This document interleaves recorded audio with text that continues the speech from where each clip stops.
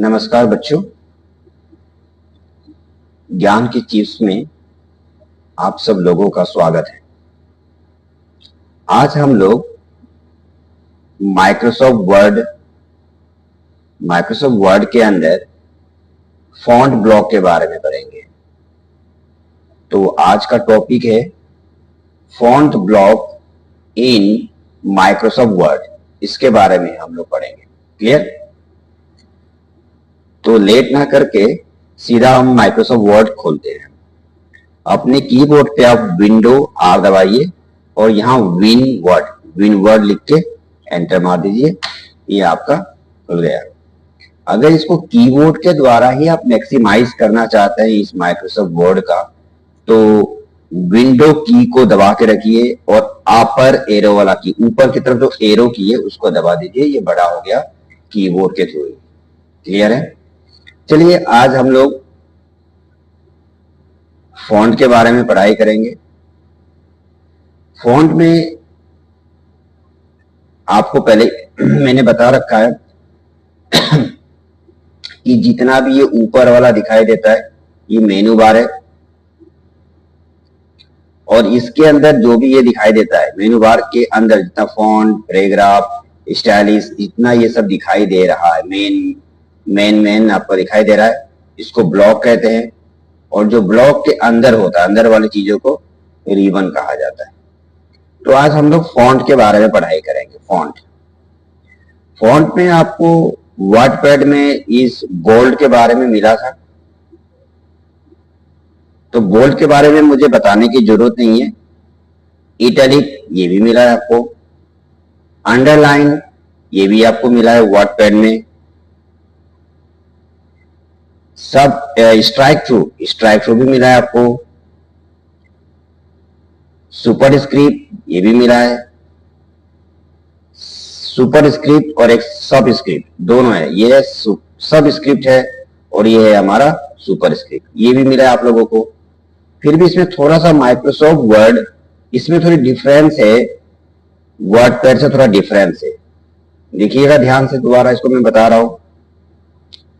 आपको वर्डपैड पे जब लिखते समय पे, जैसे आपको 10th पास लिखना है, 10th, और ऊपर TH चाहिए, तो आप क्या करते थे, आप इस पे क्लिक करते थे, फिर ऊपर TH आता था, लिख पा रहे थे आप।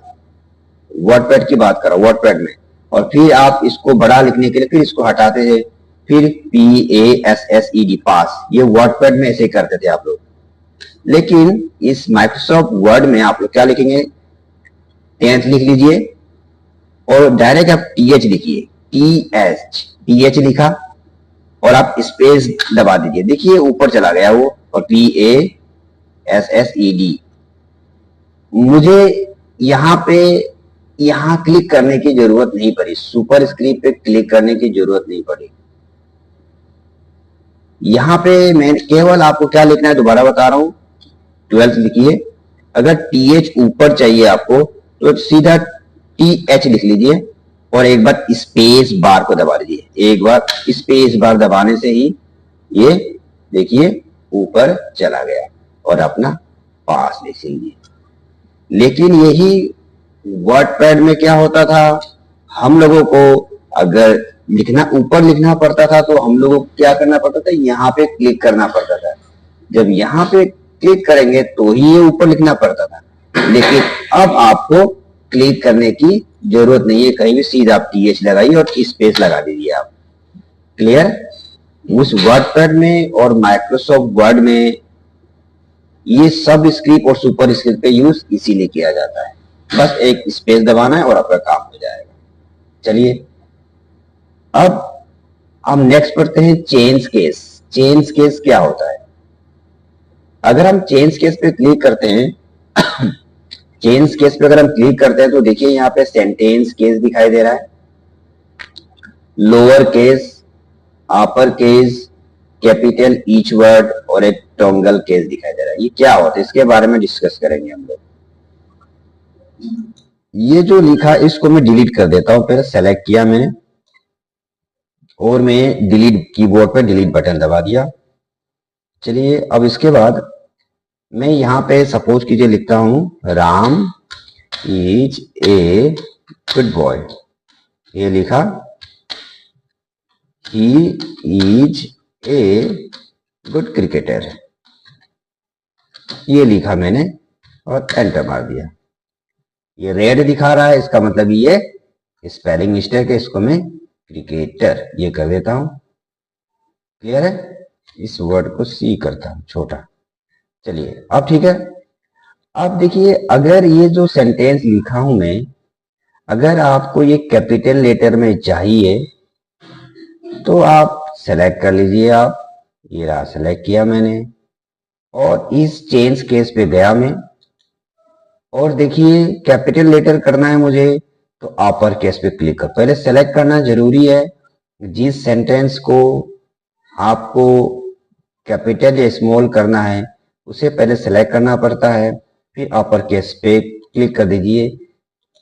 देखिए ये कैपिटल लेटर हो गया है, कोई दिक्कत तो नहीं है।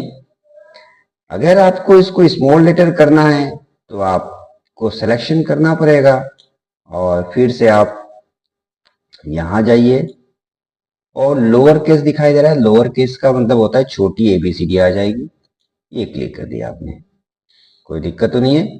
चलिए अब देखते हैं कि सेंटेंस केस क्या होता है।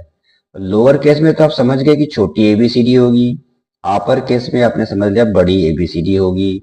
अब सेंटेंस केस क्या होता है? सेंटेंस केस का मतलब होता है हर सेंटेंस का पहला वर्ड का पहला लेटर कैपिटल हो जाएगा। जैसे यहाँ पे Ram is a good boy लिखा है तो पहला वर्ड जो है राम है, इसका आर जो है कैपिटल हो जाएगा। क्लियर? कोई दिक्कत तो नहीं है। इसी तरह यहाँ पे he is a good boy है तो ही जो है पहला वर्ड है इस सेंटेंस का, इसका एच कैपिटल हो जाएगा। चलिए देखते हैं करके हम। तो आप पहले सबसे पहले इसको सिलेक्शन कर लीजिएगा। सिलेक्शन करने के बाद आप अपने चेंज केस पे आइए और यहाँ पे क्लिक करके इस सेंटेंस केस पे क्लिक कर दीजिए। क्लिक कर दिया। अब देखिए आपका Ram is a good boy जो सेंटेंस लिखा है इसका पहला वर्ड का पहला लेटर कैपिटल हो गया, और he is a good cricketer का भी पहला वर्ड का पहला लेटर कैपिटल हो गया। कोई दिक्कत तो नहीं है। इसे कहा जाता है सेंटेंस केस। तो सेंटेंस केस हो गया, लोअर केस, अपर केस भी हो गया है। अब कैपिटल ईच वर्ड, नाम नाम से ही पता लग रहा है कि कैपिटल ईच वर्ड का मतलब है हर वर्ड कैपिटल हो जाएगा। हर वर्ड का पहला लेटर कैपिटल, हर वर्ड का पहला लेटर। जैसे कि राम का आर कैपिटल हो जाएगा, ईज का आई कैपिटल हो जाएगा, ए कैपिटल हो जाएगा, गुड का सिर्फ जी कैपिटल होगा, बॉय का बी कैपिटल होगा। मतलब हर वर्ड का पहला अल्फाबेट, पहला लेटर कैपिटल हो जाएगा। चलिए सबसे पहले इसको सिलेक्शन कर लेते हैं हम लोग। आप पहले सिलेक्शन कर लीजिएगा फिर आप यहाँ पे क्लिक कीजिए, फिर कैपिटल ईच वर्ड पे क्लिक कर दीजिए। देखिए आर, राम का आर कैपिटल, आई ईच का आई कैपिटल, ए कैपिटल, मतलब हर वर्ड का पहला लेटर कैपिटल हो जाएगा। क्लियर है? चलिए लास्ट वाला है आपका टोंगल केस। टोंगल केस उल्टा है, जो हम कभी यूज ही नहीं करते। हर वर्ड का पहला लेटर स्मॉल हो जाएगा।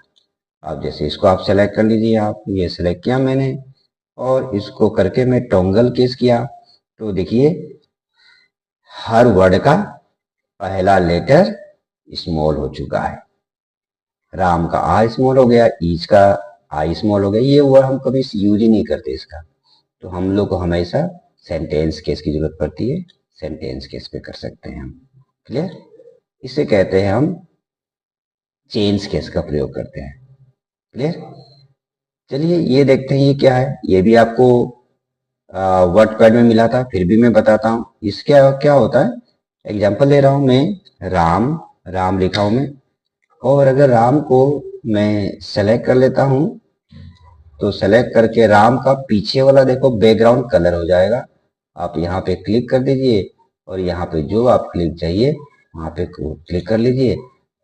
टेक्स्ट अभी भी ब्लैक में लिखा हुआ है, इसका पीछे वाला कलर हो चुका है। ये भी वर्डपैड में मिला था आपको, और हटाना है तो आप यहाँ से हटा दीजिए नो कलर। उसी तरह ये भी था, अगर टेक्स्ट को कलर करना है तो आप टेक्स्ट को कलर कर लीजिए, जो कलर पसंद आता है। कलर हो गया, और हटाना है तो आप फिर से आप सेलेक्ट करके और इसको हटा दीजिए। ये देखिए ऑटोमेटिक कर दीजिए। तो आपको बताया गया था वर्डपैड में। क्लियर है? आपको ये भी आपको बताया गया था इसमें फॉन्ट के बारे में भी, कि लिखने का तरीका चॉइस करने के लिए आपको। फिर आपको साइज भी बताया गया था, कितना साइज क्या लेना है। फिर ग्राउंड फॉन्ट के बारे में भी मिला था आपको, श्रिंक फॉन्ट के बारे में भी मिला था। चलिए अब चलते हैं, लास्ट टॉपिक है हमारा क्लियर फॉर्मेटिंग। क्लियर फॉर्मेटिंग क्या होता है? सबसे पहले देखिए, क्लियर फॉर्मेटिंग का मतलब क्या होता है। फॉर्मेटिंग का मतलब क्या होता है, पहले ही मैंने वर्डपैड में बताया था कि फॉर्मेटिंग का मतलब होता है आप अपने टेक्स्ट को अगर बोल्ड कर रखा है, आपने जो भी टेक्स्ट लिखा है उसको बोल्ड किया, इटैलिक किया, अंडरलाइन किया, डेकोरेट किया है, कलर किया है, इसी को फॉर्मेटिंग कहा जाता है। और अगर फॉर्मेटिंग को हटा देते हैं हम लोग तो उसको क्लियर फॉर्मेटिंग कहते हैं। क्लियर है? जैसे अगर आप किसी फंक्शन में सज के जाते हैं, किसी शादी में जाते हैं, किसी फंक्शन में जाते हैं तो अच्छे अच्छे कपड़े पहन के जाते हैं, इसका मतलब आप अपने आप को फॉर्मेटिंग करके जा रहे हैं, उसे फॉर्मेटिंग कहा जाता है। और जब आप शादी से अटेंड करके घर वापस आ जाते हैं, अपना सिविल ड्रेस घर का पहन लेते हैं, तो इसका मतलब क्लियर फॉर्मेटिंग हो गया। एग्जाम्पल लेके अब बता रहा हूँ। मान लीजिए मैं राम को थोड़ा बड़ा कर लेता हूँ, इसको ये करके मैं साइज इसकी बड़ा कर देता हूँ ताकि आपको समझ में आए। मैंने इसको बोल्ड कर दिया, मैंने इसको अंडरलाइन कर, मतलब सजा रहा हूँ, फॉर्मेटिंग कर रहा हूँ। इसको मैं कलर कर लिया, देखिए मैंने सारा कुछ मैंने फॉर्मेटिंग कर दिया, अंडरलाइन किया, बोल्ड किया, कलर कर दिया। अगर इसकी क्लियर फॉर्मेटिंग करना है तो ये देखिए सिलेक्ट किया मैंने और यहाँ पे क्लिक किया, ये देखिए क्लियर फॉर्मेटिंग, ये पूरा फॉर्मेटिंग इसका हट गया। इसी को कहा जाता है क्लियर फॉर्मेटिंग। क्लियर? समझ में आया? तो इस तरह से मैंने आपको इस फॉन्ट के बारे में आज डिस्कस कर दिया है। मेन टॉपिक था इसमें क्लियर फॉर्मेटिंग और चेंज केस था। मैं बाकी चीज तो आप लोग वर्डपैड में पढ़ चुके हैं। क्लियर है ना? कोई दिक्कत तो नहीं आ रहा है? समझ में तो आ रहा होगा आपको। तो इस तरह से आज मैंने आपको माइक्रोसॉफ्ट वर्ड का फॉन्ट के बारे में क्लियर करा दिया।